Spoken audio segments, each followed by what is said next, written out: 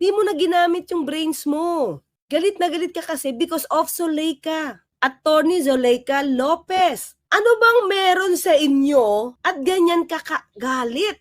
Si BP ang isang malaking example ng when emotion is high, intelligence is low. Yes! Alam mo mga clear, sabi ko, kung titignan ko kung anong pwedeng ikaso dito, hinahanap ko kasi, di ba? Sabi ko, hindi to basta pwedeng greatest because presidente yung tinakot mo eh. No, presidente, ito, okay, sabi niya walang pagbabanta, hindi actionable. Tandaan natin mga ka-clear. Hindi niya actionable kasi hindi pa siya namamatay. Ganun natin, di ba? Pero isipin mo, di man yan actionable, may kausap ka na. Kasi may condition pa. Kaya hindi pa siya actionable kasi may condition. But still, may kausap ka na assassin. Hindi mo naman sinabing kakausap ako. I will look for a hard killer. O I will look for a vigilante. I will look for an assassin. Hindi mo yung sinabi. Sinabi mo, kumausap ka na. It's already in past tense. So may kausap ka na.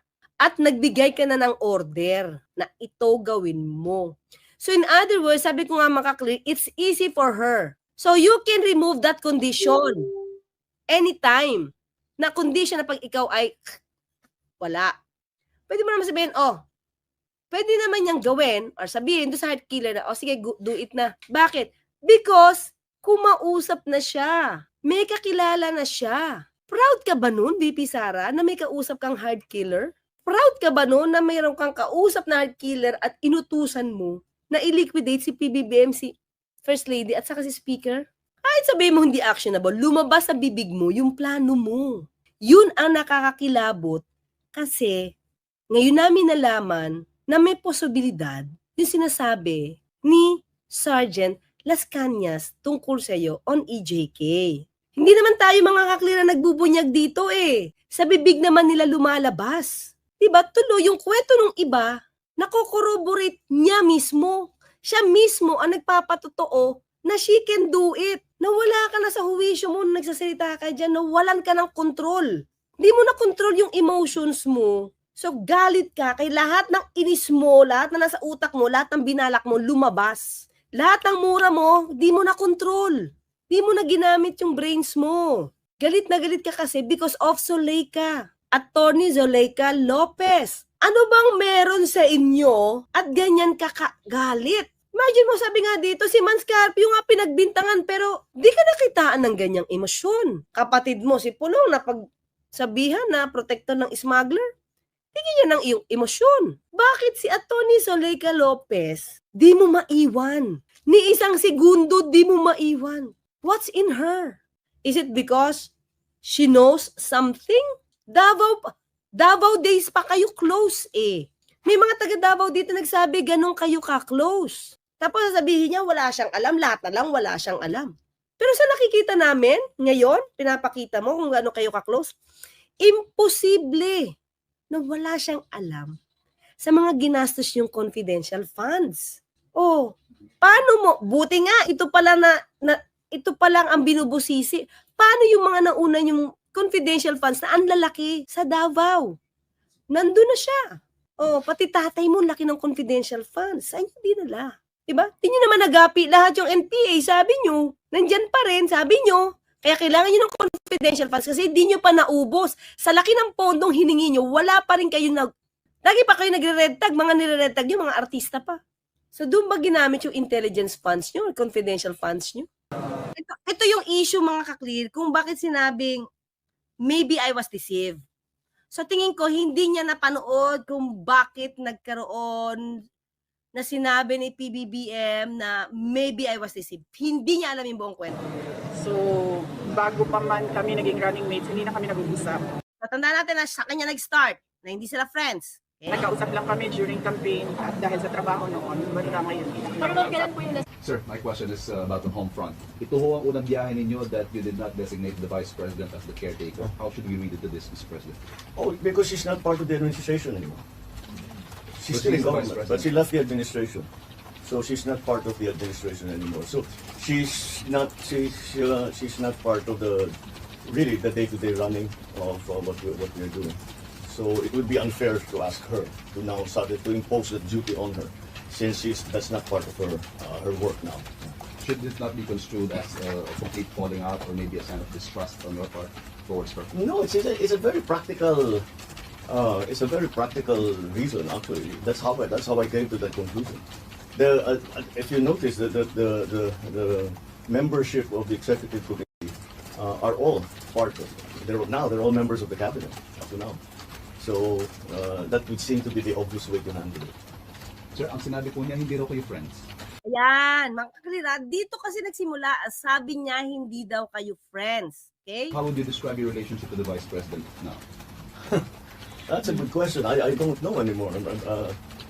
I'm not quite sure I understand. I'm a little dismayed to hear that she doesn't think that we are friends.